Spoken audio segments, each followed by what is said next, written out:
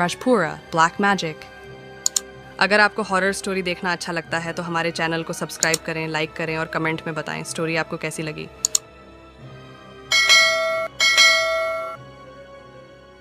एक समय की बात है, राजपुरा नामक छोटे से गांव में एक लड़की रहती थी।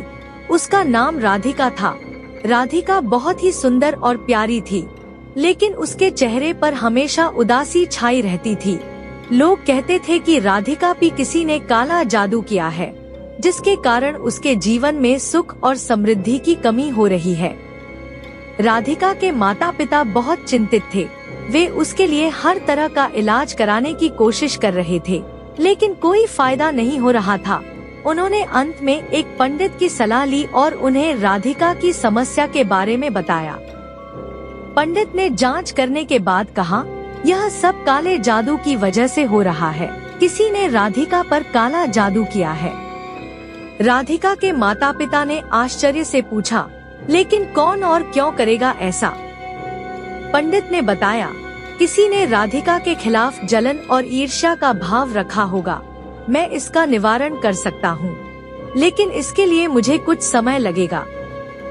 पंडित ने एक विशेष पूजा का आयोजन किया और राधिका को इसमें शामिल किया। पूजा के बाद पंडित ने एक चमत्कारिक मंत्र जपा और राधिका के ऊपर शुभ कामनाओं का आशीर्वाद दिया। धीरे धीरे राधिका का चेहरा उदासी से मुक्त होने लगा और उसका जीवन फिर से उत्साह और खुशी से भर गया।